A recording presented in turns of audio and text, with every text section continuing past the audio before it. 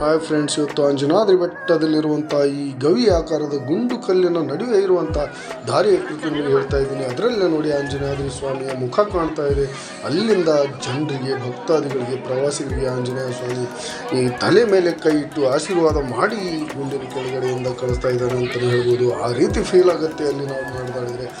ಒಂದು ಸಾರಿ ಈ 475 ಮೆಟ್ಟಿಲುಗಳ ಮೂಲಕ ಇಳಿಯುವಾಗ ನೋಡಿ ಇದನ್ನು ಈ ವಿಸ್ಮಯ ನಿಮಗೆ ಗೊತ್ತಾಗುತ್ತೆ. ಅದನ್ನು ನೋಡಿ ಅನುಭವಿಸೋದ್ರಿಂದ ಗೊತ್ತಾಗುತ್ತೆ ವೀಕ್ಷಕರೇ ಅದರ ಭಕ್ತಿಯ ಅಥವಾ ಅದರ ಪ್ರಾಮುಖ್ಯತೆ ಏನು ಅಂತ.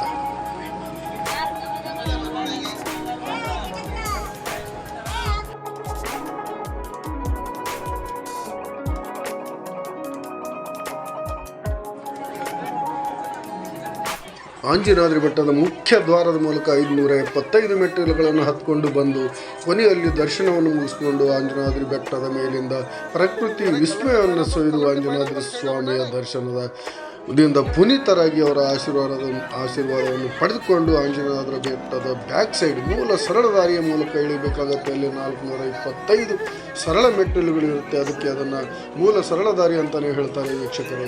ಅದರ ಮೂಲಕ ಇಳಿಯುವಾಗ ನೋಡಿ ಇಲ್ಲಿ ಹಲವಾರು ಅಂಗಡಿ ಮುಕ್ಕಟ್ಟುಗಳು ಇರುತ್ತೆ. ಆ ಪ್ರವಾಸಿಗರಿಗೆ, ಭಕ್ತರಿಗೆ, ನೀರಿಳಿಸುವಂಥ ಹೊಟ್ಟೆ ಹಸದವರಿಗೆ ಕೆಲವು ಹಣ್ಣು ಹಂಪಲುಗಳನ್ನು ಕೊಡುವಂಥ ಕಾರ್ಯಗಳನ್ನು ಮಾಡ್ತಾ ಇವತ್ತು ಪುನೀತರಾಗ್ತಾ ಇದ್ದಾರೆ ಅಂತಲೇ ಹೇಳ್ಬೋದು ವೀಕ್ಷಕರೇ.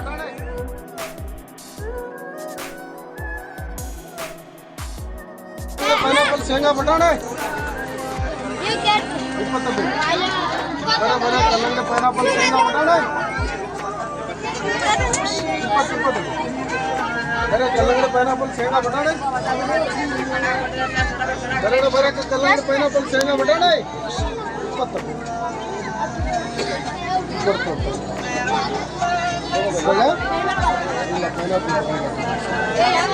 20 ಕಲ್ಲಂಗಡಿ ಪೈನಾಪಲ್ ಶೇಂಗಾ ಬಟಾಣೆ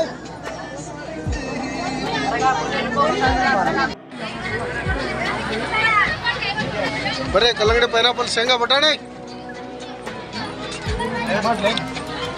ಏನು ನೀವು ಮಾಡೋಣ ಬೇರೆ ಮಾಡಿ.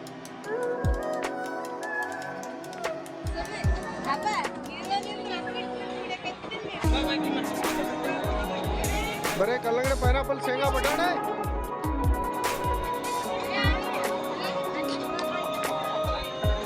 475 ಮೆಟ್ಟಿಲುಗಳ ಈ ಮೂಲ ಸರಳ ದಾರಿಯಲ್ಲಿ ನೂರಾರು ಅಂಗಡಿ ಮುಕ್ಕಟ್ಟುಗಳಿಗೆ, ಚಿಕ್ಕ ಪುಟ್ಟ ಬೀದಿ ಬದಿ ವ್ಯಾಪಾರಿಗಳಿಗೆ ತಮ್ಮ ಹೊಟ್ಟೆಪಾಡಿಗಾಗಿ ಜೀವನವನ್ನು ಮಾಡ್ತಾ ಇಲ್ಲಿ ಚಿಕ್ಕ ಪುಟ್ಟ ಅಂಗಡಿಗಳನ್ನು ಇಟ್ಕೊಂಡು ಉಪಜೀವನವನ್ನು ಸಾಗ್ತಾ ಇದ್ದಾರೆ ಅಂತಲೇ ಹೇಳಿದರು ವೀಕ್ಷಕರೇ. ಹಾಗಾಗಿ ಇಲ್ಲಿ ಸರ್ಕಾರ ಇವರಿಗೆ ಲೈಸೆನ್ಸ್ ಕೊಡುವಂಥ ವ್ಯವಸ್ಥೆ ಹಾಗೂ ಈ ರಸ್ತೆ ಈ 475 ಮೆಟ್ಟಿಲುಗಳ ಕಡೆ ಅಭಿವೃದ್ಧಿ ಮಾಡುವಂಥ ಪ್ರವಾಸಿಗರಿಗೆ, ಭಕ್ತರಿಗೆ ಅನುಕೂಲ ಮಾಡುವಂಥ ಎಲ್ಲ ಕಾರ್ಯಗಳನ್ನು ಮಾಡಬೇಕಾಗಿದೆ ವೀಕ್ಷಕರು.